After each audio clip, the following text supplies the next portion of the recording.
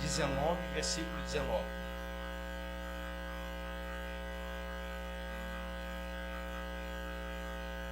Partiu, pois, Elias dali e achou a Eliseu, filho de Safate, e andava lavrando com 12 juntas de bois adiante dele. Ele estava com a 12ª, e Elias passou por ele e lançou o seu manto sobre ele. Então deixou este os bois, correu após Elias e disse: deixa-me beijar a meu pai e a minha mãe. Irmãos, teve alguma comunicação aqui? Vocês estão vendo? Alguém conversou com alguém? Hã? Elias conversou o que com Eliseu? Absolutamente nada, não é? Simplesmente um passou pelo outro e fez o quê? Lançou uma capa. Apenas isso e nada mais. Não houve diálogo, não houve nada. Não houve nenhuma persuasão para nada. Só uma capa lançada. Veja aí. Então deixou este os bois. Leia comigo 19, só para a gente fixar isso aí lá no finalzinho.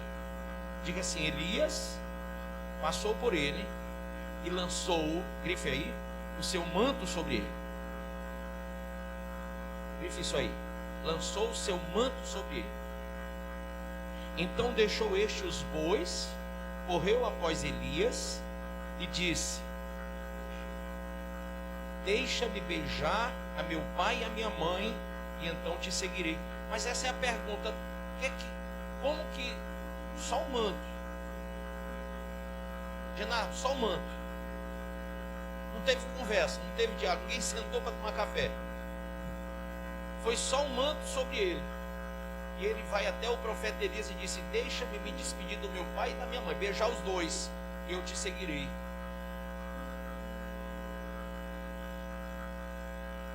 O que você acha que foi isso? Você pode escrever aí do lado? Escreva: revelação do Espírito Santo. O nosso chamado para o reino de Deus é uma revelação do Espírito. A quem for revelado, esse será salvo. Quem tem o Espírito tem o quê? A vida.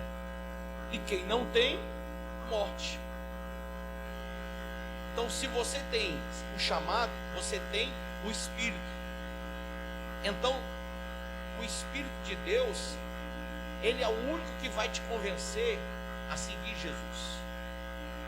É o único que vai salvar a tua alma do pecado.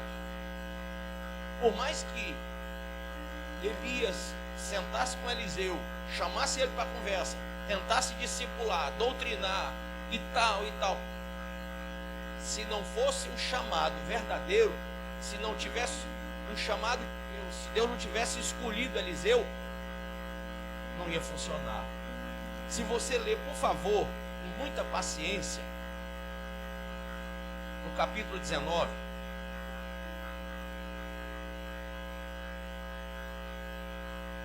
no versículo de número 15. Amém? Vamos ler. Versículo 15. Disse-lhe o Senhor: vai, volta ao teu caminho para o deserto de Damasco, e em chegando lá, unge a Azael, rei sobre a Síria. A Jeú, filho de Nissi, ungirás rei sobre Israel. E também, olha Eliseu aí, o projeto de Deus, chamado, a escolha. E também a Eliseu, filho de Safate, de Abel-Meoá, ungirás profeta em teu lugar. Amém? Então tinha uma escolha. Diga: Deus escolhe.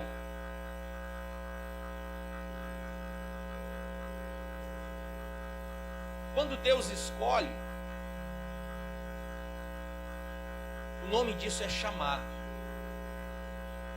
E Deus dá o espírito da fé para aquele que é chamado. Então, quando Eliseu recebeu a capa de Elias, ali bastou aquilo para que ele entendesse o seu chamado. Pergunta para o seu irmão do lado: o que precisa Deus fazer para que você entenda o seu chamado para o reino eterno? Para que você entenda o seu chamado para a obra de Deus, o seu chamado para viver melhor para Deus. A este, a quem Deus escolheu, e Deus, a Bíblia diz que muitos serão o quê? Chamados. Poucos serão o quê? Escolhidos. Então, a este aqui Deus escolheu. Nós, pela pregação do Evangelho, chamamos. Nós chamamos. As pessoas vêm. E aqui Deus escolhe. Deus é que escolhe. Pergunta assim para mim: bispo, como que Deus escolhe? Pergunta. Na sua onisciência, Deus vê cada coração. A disposição de cada um é que vai dirimir a escolha de Deus, ou não. Se Deus te escolheu, você não precisa de ninguém nem de nada. Você vai ficar firme na casa de Deus, na obra de Deus, no Evangelho, e nada pode separar de Cristo, nem de coisa nenhuma que Deus te chamou. Por quê? Porque se Deus te escolheu, Ele te deu o Espírito Santo, o Espírito do entendimento, o Espírito da fé, o Espírito da sabedoria, para você poder vencer o mal. Você tem que ter o Espírito da fé. Veja. Então, lançou o seu manto sobre ele, e este deixou os seus bois, correu após Elias e disse: deixa-me beijar a meu pai e minha mãe, e então te seguirei. Elias respondeu-lhe: vai, e o que? Volta. Pois, olha que forte, já sabes o que fiz contigo. Já sabes o que fiz contigo. Você sabe o que foi que aconteceu com você? O manto de Jesus lá na cruz. Tem gente que vem à igreja, mas não sabe o que aconteceu. Este olhou para Eliseu e disse: vai e volta, porque tu sabe o que eu fiz contigo. Então, o culto de hoje, quando terminar, você vai e volta, porque você sabe o que Deus está fazendo com você nesse lugar. Amém? Você tem que ter o Espírito Santo para valorizar o que Deus está fazendo na tua vida. A construção que Deus está fazendo no meio da desconstrução que o mundo está fazendo. O mundo está desconstruindo valores, sim ou não? O mundo está pregoando a desconstrução dos laços familiares, a desconstrução da vida social comum, ilícita, né? Então as pessoas hoje, elas já não sabem o que é a formação de uma família, porque a família foi disformizada ou deformizada, foi totalmente diluída no pensamento do mundo. Ou seja, hoje a família é o que? Laços não mais consanguíneos, são laços emocionais, ou como eles chamam, afetividades. Entendeu? Então, se você gostar de um homem que está passando ali no meio da rua, um bêbado, um matador de aluguel, se você gostar, ele vai ser da tua família a partir de então. Porque em países que são socialistas, que são comunistas, alguns países, como por exemplo, acho que Venezuela, não sei, acho que foi a Venezuela, que o presidente de lá está impondo que as pessoas tenham o chamado aluguel social. O que é isso? Alguém que você nem conhece tem que morar na sua casa, senão você sai da sua casa. Você perde a sua casa se você não ceder espaço para alguém. Entendeu? Porque para o comunista, para o socialista, não importa a família. Não importa a família. O que importa é justamente que as pessoas não tenham noção do que seja família, do que seja igreja, do que seja comunidade, do que seja um corpo só, uma só fé, um só espírito. Não. O que eles fazem é lançar sobre todos uma ideologia de separatismos. Então começa a se discutir negro e branco, pobre e rico, lésbica, gay e hétero. Tudo que eles puderem lançar para discutir, eles vão lançar para discutir, para dividir a sociedade.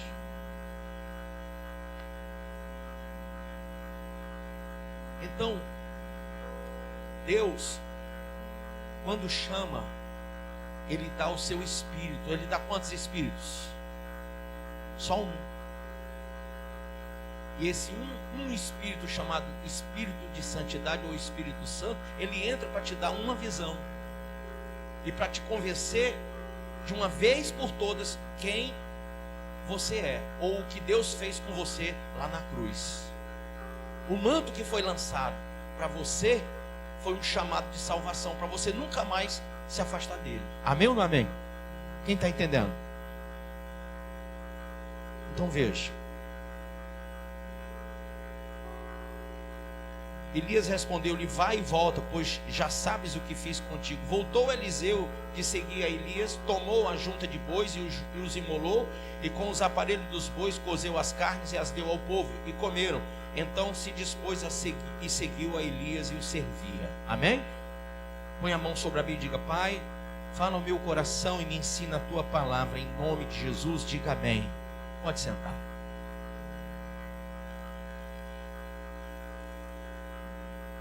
Quando, abra aí por favor a sua Bíblia em Hebreus.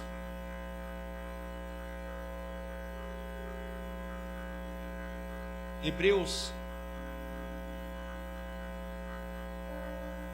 Amém?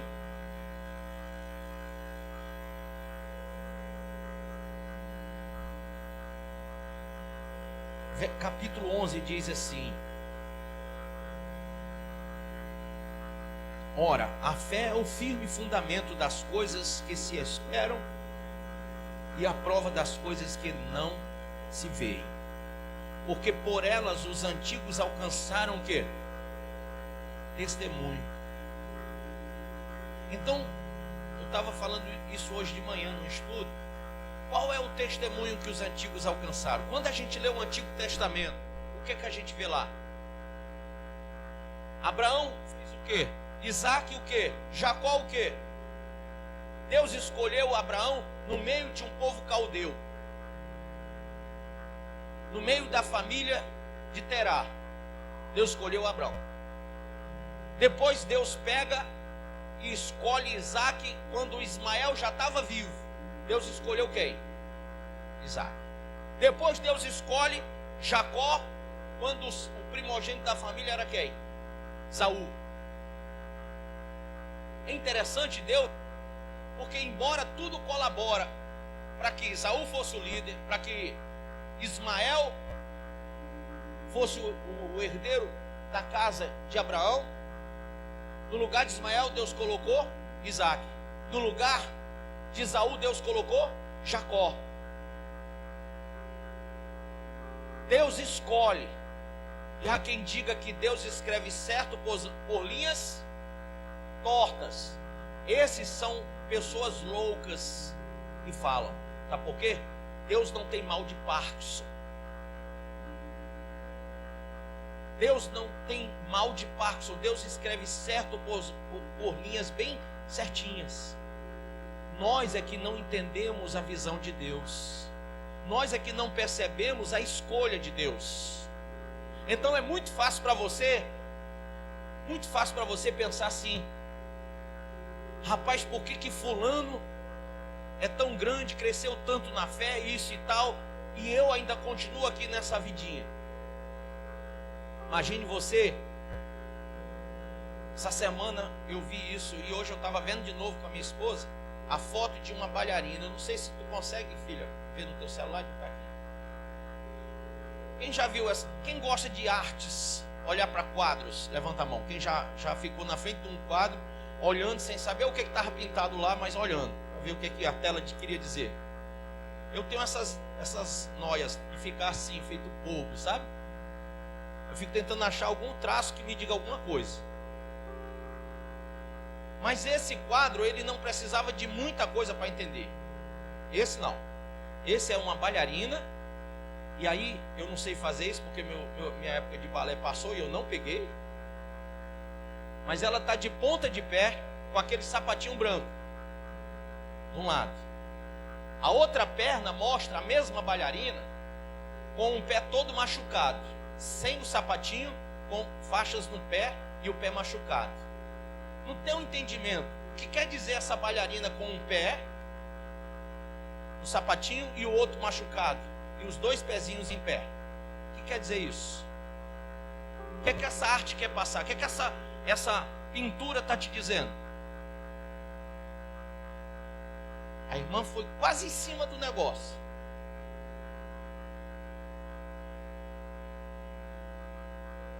Ela disse: tudo tem um preço. É por aí a resposta. Mas se você não notar, você vai olhar para o pé doente dela, o pé que está feio, e vai dizer: rapaz, essa mulher parece que é doida, por tá um pé todo vestidinho, todo arrumadinho, e outro daquele jeito. Mas aquilo está dizendo o seguinte: quando você olha para o pé que está em pezinho, com um sapatinho todo bonitinho, você está vendo o que ela alcançou como bailarina.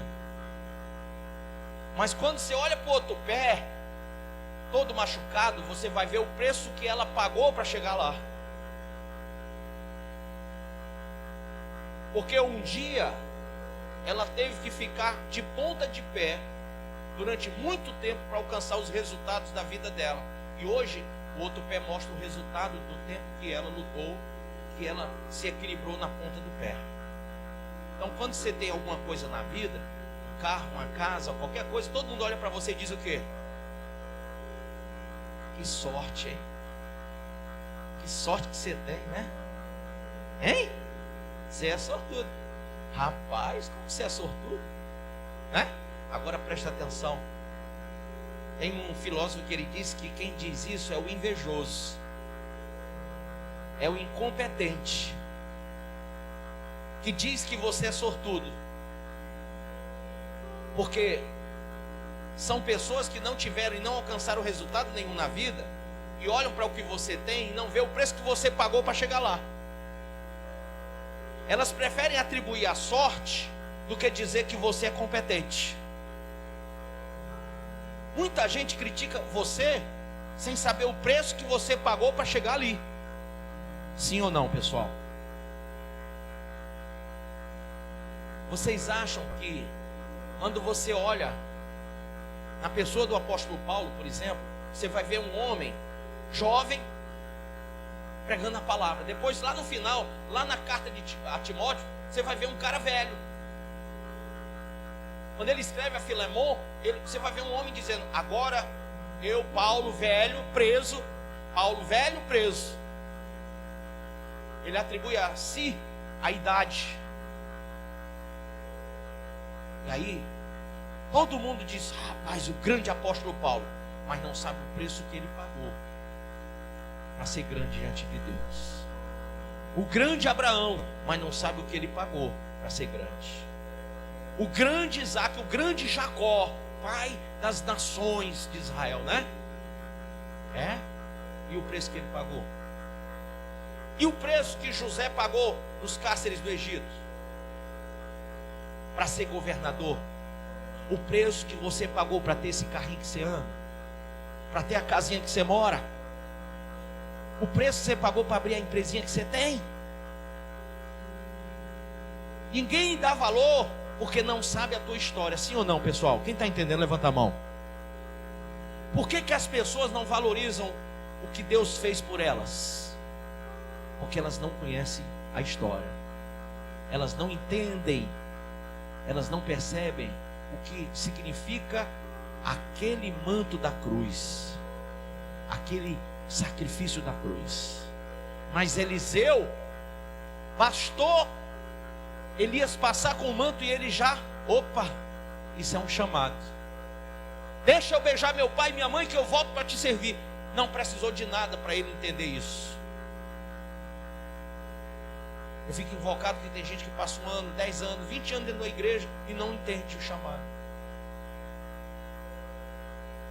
Não entende a doutrina, não entende o chamado, não entende a igreja, não entende o pastor, não entende ninguém, nem a si próprio. Nem a si mesmo. Às vezes a pessoa olha para ela e diz: rapaz, mas nem eu entendo por que eu estou assim.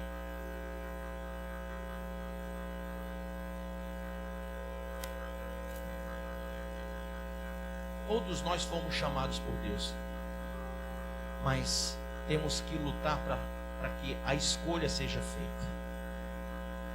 Deus fez algo grande com Abraão.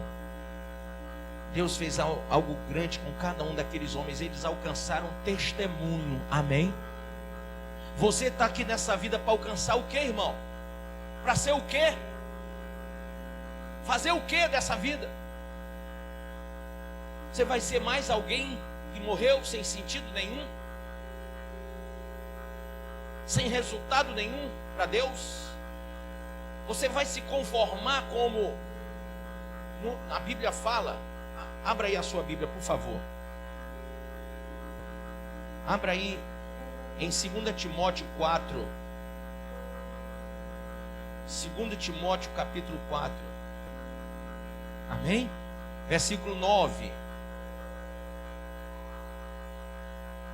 Quando Paulo fala a Timóteo: prega a palavra a tempo, fora de tempo, evangeliza, cumpre a tua carreira, cumpre cabalmente o teu ministério, ser sóbrio em todas as coisas, suporta as aflições, faz o trabalho de um evangelista.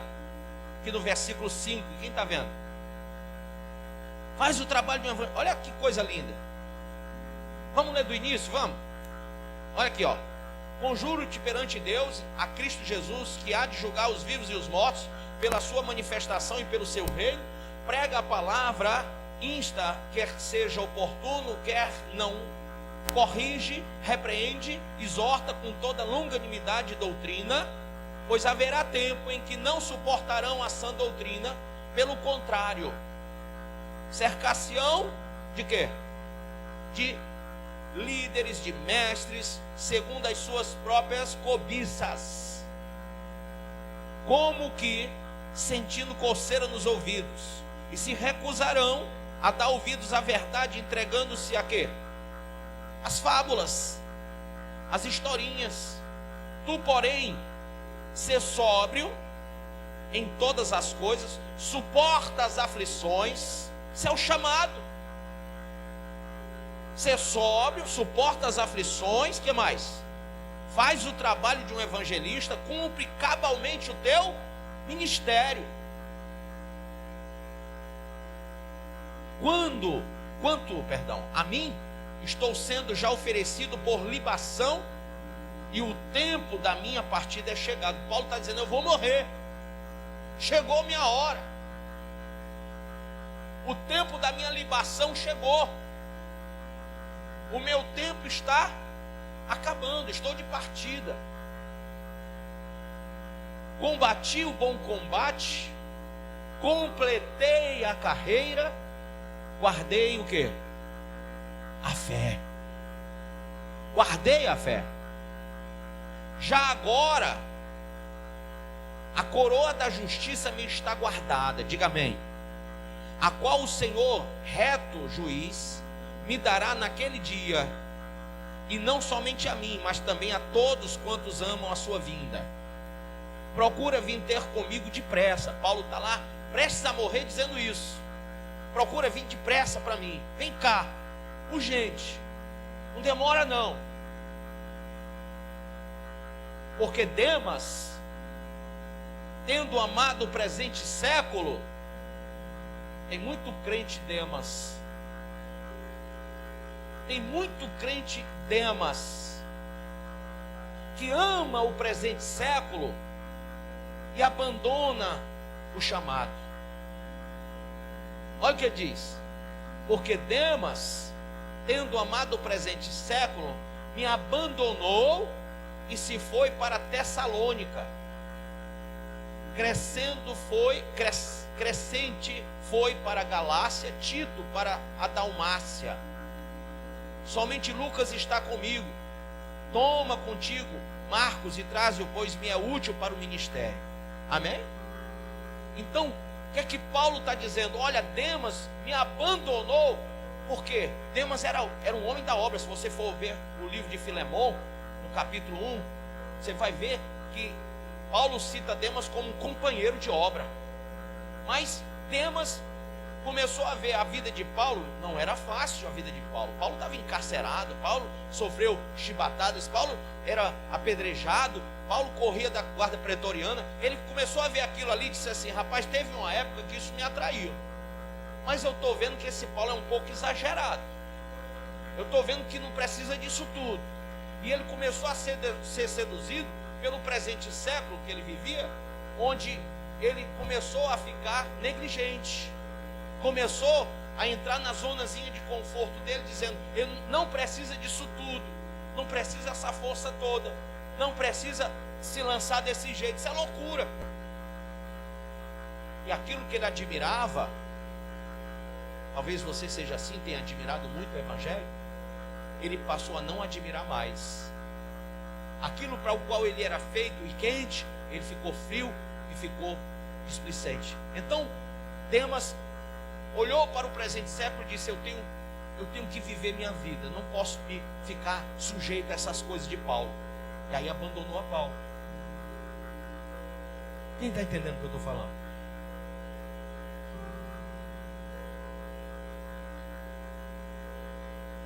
Deus, como Pai, Ele nos dá o chamado. Mas tem muita gente dizendo: já vou, espera aí, espera que vai chegar a minha vez, espera que vai chegar a minha hora, espera, quando eu sentir eu vou. Quem já disse para a mulher, para o marido: quando eu sentir eu vou aceitar Jesus, quando não me aperrei, quando eu sentir eu vou fazer a obra de Deus. O que foi que vocês acham que Eliseu sentiu apenas um manto passando sobre ele? Ele não sentiu nada, ele apenas creu, porque ele sabia de quem era o manto e sabia quem é que estava erguendo o manto sobre ele.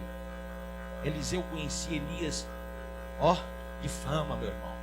Quando ele viu que Elias ia passar por ele, e Elias ergueu, pronto, ele disse: esse daí me chamou. Amém? Não precisava de mais nada para ele deixar pai, mãe, deixar os bois, deixar o arado. Ele simplesmente creu. E a Bíblia diz: se você crer, verá a glória de Deus. Mas quando você não crê, a Bíblia diz: você que não crê já está condenado. Puxa, aí, um sapatinho do lado e o outro é um pé machucado. Apaga a luz aí, por favor. Vocês estão vendo? Dá para ver aí atrás? Aqui, aí, pronto, tá bom. Aí, esse sapato de cá mostra o que ela alcançou, e o de lá mostra o preço a pagar. Para você chegar a isso aqui, você tem que ficar daquele jeito lá. Quem é que quer? Quem é que quer? As pessoas querem tudo fácil, sim ou não? É ou não é? As pessoas querem tudo fácil. Quando você começa a falar com alguém sobre compromisso e responsabilidade, o que é que elas fazem? O que é que elas fazem?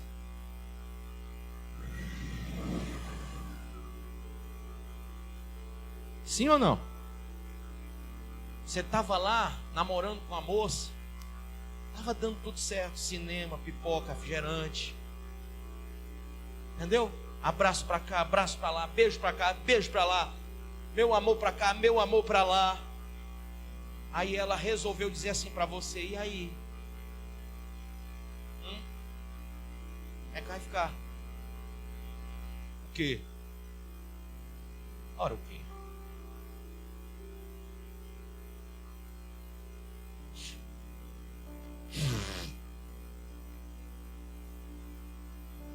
Isso não lembra você coisa nenhuma?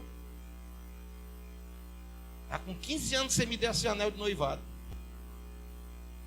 Eu conheço um casal que depois de 15 anos ele deu um fora dela.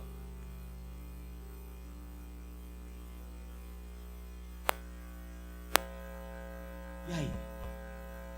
Aí o cara olha e diz: puxa vida, ela está querendo responsabilidade, compromisso, e eu não quero compromisso. Eu já tenho meus compromissos, minhas responsabilidades, não vou pegar mais uma. Botar uma mulher dentro de casa, filhos, colégio. Tá tudo bem assim como tá. Você lá na casa da sua mãe e eu na casa da minha. A gente não tem Enel, não tem Cagés, não tem aluguel. A gente não tem nada, fica lá. Só, irmão, que ela não está contigo para você ficar lá e ela cá. Ela quer compromisso. Deus, Ele vai te chamar para morar eternamente com Ele. Isso é um compromisso. Exige responsabilidade de ambas as partes. E se você não quer compromisso com Deus, não quer responsabilidade com a casa de Deus, com a obra de Deus, você já está rompendo o seu relacionamento com Ele faz tempo. Paulo disse: não foi eu que me afastei de vocês, lá em 2 Coríntios 6. Fostes vós que se afastaste de mim. Meu coração está dilatado para vocês. Vocês é que fecharam de vocês para mim. Então, irmãos, a fé, o espírito da fé me faz entender coisas que naturalmente eu não posso entender. Eu tenho que ter o espírito. Então, a quem Deus chamou, e Deus quando chamou Samuel, Samuel disse o quê? Fala que o teu servo ouve. Quando ele entendeu que era Deus, ele fez isso. Ele nunca mais deixou de ouvir a voz de Deus. Irmão, Deus está te chamando todo dia para você mudar, para você ser diferente para Ele, santo, puro, agradável, perfeito, honesto, sincero, verdadeiro. Cadê dinheiro aí? Você tem um chamado para mudar. O nome é metanoia no grego, mudança. Mas você não quer mudar porque você está muito bem na zona de conforto. Você quer o pé de cá sem pagar o preço do pé de lá. Você quer ser crente e ir para o céu, mas não quer ter compromisso com igreja, com dízimo, com oferta, com pastor, com evangelismo, com oração, com jejum, com leitura da palavra, nada. Você só quer o pé de cá. E o pé de lá, o pé esquerdo, é o pé que te confronta. É o pé que te afronta, é o pé que te diz, mas vai ter que pagar um preço. Para ir para o céu, tem que pagar um preço, irmão. Jesus fez a parte dele na cruz e nós fazemos a nossa parte aqui na terra. Amém? Não adianta você pensar que vai ser fácil. E não adianta você pensar que simplesmente não fazendo nada, Deus vai entender. Nós estamos numa geração Z, de Zorro. Essa geração Z, ela gosta das coisas fáceis, rápidas. Então o evangelho é meio fast food. Tem que ser muito rápido, lanche rápido. Você vai ter que ter paciência. Você vai ter que parar os teus neurônios que estão assim, ó. Você vai ter que parar. Você está tão acostumado a ir para um celular, ir para um computador e fazer tudo na rapidez, na ligeireza, ficar naquele negócio de ver tudo ao mesmo tempo. Tem gente que parece que tem 10 olhos, que consegue ver numa tela 10 coisas diferentes. Só que o evangelho requer que você invista o seu coração, a sua vida. Você vai ter que ter paciência para receber aquele manto de Deus sobre a tua vida. Você vai ter que ter perseverança até o fim. Ser fiel até o fim e recebereis a coroa da vida. É a morte. Se você não consegue concatenar esse pensamento, se você não consegue perceber esse chamado, é porque você não tem o Espírito de Deus. Quem tem, não discute, pratica, vive. Quem tem, não dialoga, não tem conversa, não tem cafezinho. Vamos sentar para um discipulado para eu entender melhor? A geração de hoje quer explicações, quer se discrimine tudo. Deus não vai novamente descer do céu para morrer na cruz, irmão. É você que tem que entender agora. Então,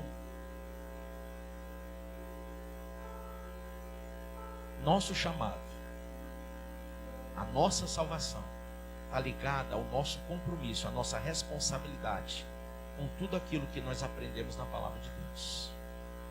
Amém ou não amém? Quem aprende e põe em obra, em prática, salvar-se-á. Quem não faz, não vai ser salvo. Gente, nós somos salvos pela graça de Deus, sim ou não? Sim ou não? Não. Não. Ah, bispo, agora só complicou, que eu passei minha vida ouvindo isso. Vou te explicar, para você não sair daqui dizendo que eu sou um herege. Vamos para o versículo? Lá em Efésios 2, fala sobre isso. Versículo 8, 9 e 10. Pela graça de Deus sois salvos. Se parasse aí, estava resolvido o seu problema. Mas não para aí. Mediante a vossa fé. Então você não é salvo pela graça. Você é salvo pela fé. A graça é o favor de Deus. Mas é a fé que nos justifica. Nós somos justificados pela fé, não pela graça. Se eu não crer, eu não vou ver a glória. Se eu não viver a fé, eu não vejo a glória. O justo viverá pela fé. Qual é a vitória que vence o mundo? Lá na carta de 1 João, capítulo 5. É a nossa fé.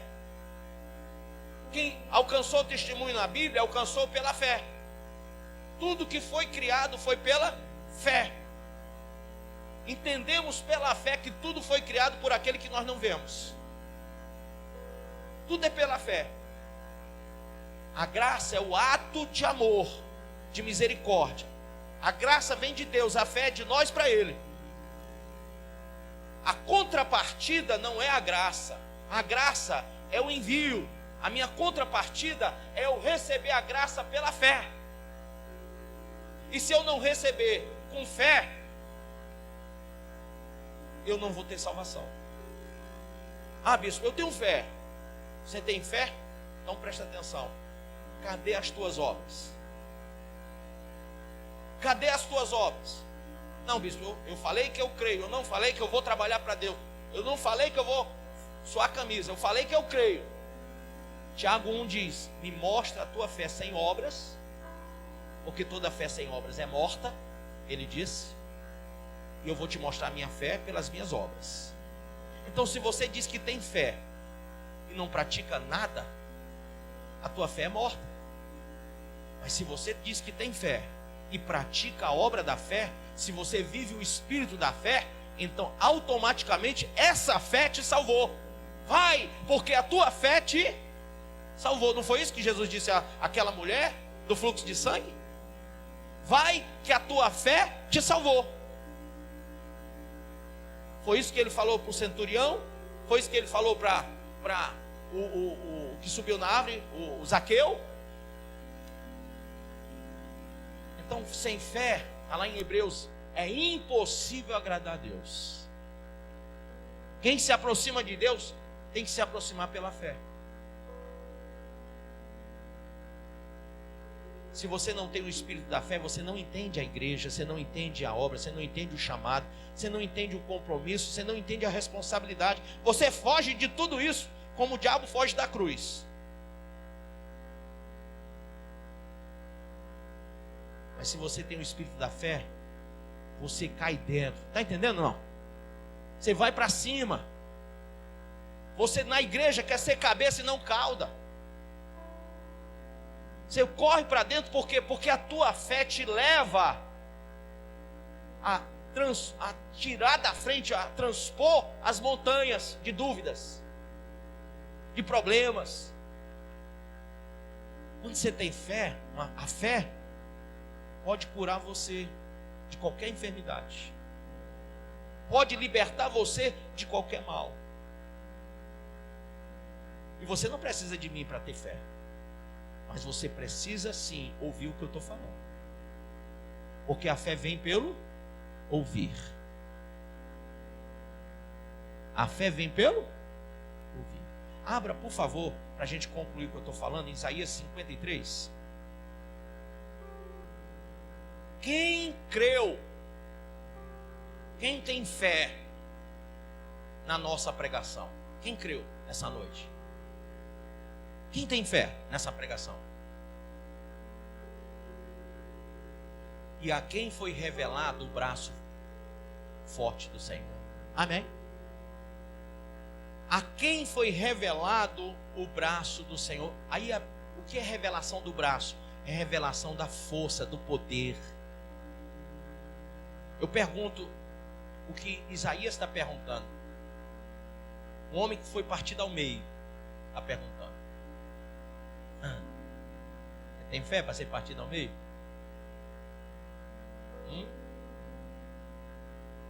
A unha do pé pode ser, pastor.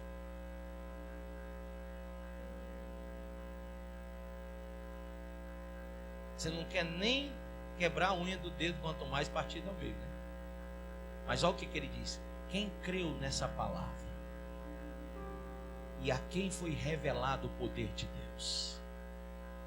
O braço do Senhor. Você não vai sair daqui salvo se você não tiver a revelação, porque só o Espírito Santo te revela o que eu estou falando aqui. O que motiva o crente a ficar firme em pé na igreja, servir e fazer, é a fé.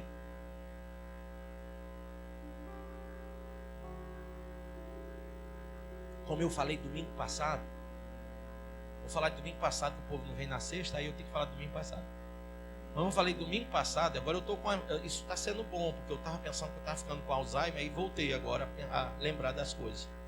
Eu tenho que puxar a pregação de domingo passado todo domingo, então eu comecei a memória está ficando boa. Preste bem atenção. Quando nós falamos dos cárceres da vida, falamos de cárceres da emoção, cárceres espirituais, cárceres financeiros, lembra disso não? E nós falamos que a porta do cárcere,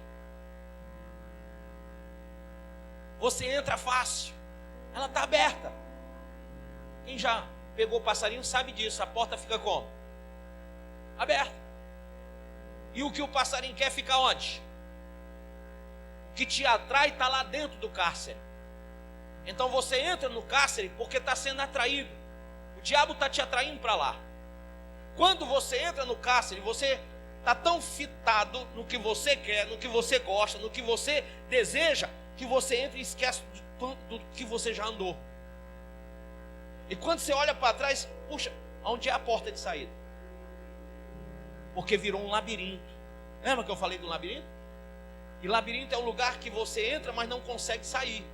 Esse é o sentido do labirinto. O diabo prepara um lugar para que você entre e não saia. Fique preso. Muitas pessoas estão presas e não conseguem sair porque foram atrás de coisas que não deviam. E o diabo sabe muito bem o que você deseja. Ele coloca lá, que nem alpiste para o passarinho, ele coloca o que você deseja lá para você entrar e se encarcerar. Uma vez lá,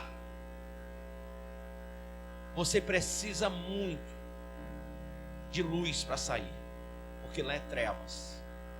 Alguém tem que iluminar o teu caminho. Alguém tem que chegar e saquear você de lá. Saquear o inferno é o nosso trabalho. Igreja Cristo Salva, o nosso trabalho é entrar e saquear o inferno. Se você não entra para saquear o inferno, é por uma coisa: é que você já está lá dentro, preso. Bispo, eu já fui obreiro, pastor, sei lá o que foi que você foi. Aí você diz assim: olha, eu já fui, mas tiveram tantas coisas. E aí vai passar 1 hora de rosário, 2 horas, tentando me convencer que você foi machucado, espezinhado, esquartejado dentro da igreja. E eu vou concordar contigo, porque verdade é que a obra de Deus é espinhosa. Você acha que para Isaías ser partido ao meio foi fácil? Pedro foi crucificado, Paulo foi decapitado. Vai vendo aí a situação. É chegada a minha hora. Você levou uns arranhões, uns tabefes na obra? Ah, bispo, foi um pouco mais que isso. Eu estou até pensando. Vai pensando aí que foi mais. O coração está tão magoado, está tão machucado, está tão ferido. Você não entendeu que esse cárcere da emoção, esse cárcere emocional, da mágoa, do ódio, da raiva, do rancor, te prendeu lá dentro. Você é um homem de Deus, uma mulher de Deus que está aprisionado pelos teus sentimentos. Os teus sentimentos, o teu mimimi te prendeu lá dentro. Você está chorando e lamentando e murmurando, e você está lá dentro preso. Só que eu quero te lembrar uma coisa. Um dia, Deus te disse o que está lá em Deuteronômio capítulo 30, e você sabe. Essa palavra não está distante de ti. Ela está na tua boca e no teu coração. E um dia também Deus te revelou, pelo mesmo Espírito que está lá no Salmo 119. Lâmpada para os teus pés, meus pés é a tua palavra e luz para o meu caminho. Então, você está preso nas trevas, mas você tem a saída. Você que já foi um obreiro na casa de Deus, você tem a palavra, você tem a luz em você. Para você que está encarcerado, cheio de... que você pare com esse negócio de dar vazão a sentimento ruim. Que você lembre do primeiro amor, vê onde caiu, vê o que foi que te prendeu, e que você, se precisar, lava 7 vezes o teu coração. Deixa a mágoa de lado. Deixa, quebra esse grilhão. Você tem palavra, você tem luz para sair do cárcere. Mas, bispo, eu acho que eu não tenho não. Tem não? Pois então eu vim aqui para entrar no teu cárcere e te puxar lá de dentro. Eu tenho luz, essa palavra é luz para o teu caminho. Se você não lembrava, eu estou te lembrando dela. Pela fé você pode sair de lá, porque a fé vem pelo ouvir a palavra de Deus. E eu trouxe o espírito da fé pela palavra para você ser iluminado hoje. E sair hoje daí e vir para Deus novamente. Eu não sei quem foi o pensador, teólogo que disse, mas eu estava lendo essa semana. Ele disse: chegou a época em que nós temos que evangelizar os evangelizados, converter os convertidos. Chegou a época. E essa época é a época que Paulo está dizendo, nos últimos dias. Nosso trabalho maior é converter quem já é convertido. É libertar do cativeiro o cativo. Com uma só coisa importante. É que Jesus, quando subiu ao céu, ele levou o cativeiro. Levou. A Bíblia diz que ele levou o cativeiro do cativo. Isso, por que ele não levou o cativo do cativeiro? Essa função ele deu para a igreja. Quando ele disse: ide por todo mundo e pregar o evangelho a toda criatura. O cativo é problema nosso. O cativeiro é problema dele. Quem está entendendo isso? Então Deus, através de Jesus, levou o cativeiro, mas não o cativo. O cativo está lá, precisando de você e de mim. Precisando de que você receba a revelação do braço de Deus. De que você entenda, creia com fé na palavra de Deus. Que você se solte das amarras, das algemas que calaram e prenderam você. Que você se levante para a glória de Deus. Amém? Quem entendeu tudo hoje? Tudo. Cuidado, irmão. Estava falando com o irmão, acho que é Roberto o nome dele. Eu disse: irmão Roberto, você tem filhos? Ele disse: tem. Se presta atenção numa coisa. Você vai passar uma vida toda educando seus filhos, pagando preço por eles, colégio, alimento, né? Tudo, fraldinha no início, depois vai aumentando. Mas eu vou te dizer uma coisa: um dia, não queira sofrer isso, mas um dia aquela menina ou aquele menino vai dizer: pai, eu quero me casar. E você vai dizer para ela o que o Renato Aragão disse pro Zacarias há muitos anos atrás. Você quer casar com quem? Eu quero casar com o Joãozinho. Com o Joãozinho você não casa bem. Ô Joãozinho, vou mudar o nome, o Zezinho. Com o Joãozinho você casa bem. Joãozinho é meu chapa.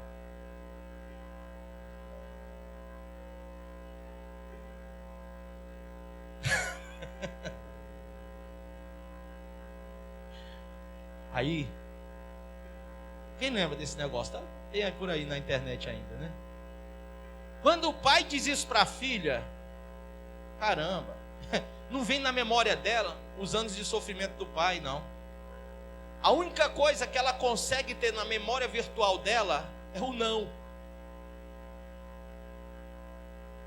Você deu 50 toneladas para ela, mas agora com 1 grama, um não, ela ficou revoltada com o pai e diz: pai, meu problema é você, você é a causa de tudo na minha vida, é por causa de você que eu não vivo bem, e não sei o que, e para de falar com o pai, porque o pai disse o quê? Não. Eu estava dizendo isso para o irmão Roberto hoje, disse: irmão Roberto, eu prego há 28 anos, eu devo ter aí, sei lá quantas pregações na internet, tem delas que tem 60 mil acessos já.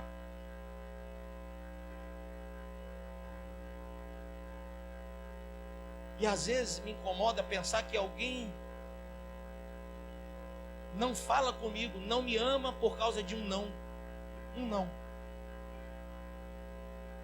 E às vezes esse não é a melhor palavra que existe.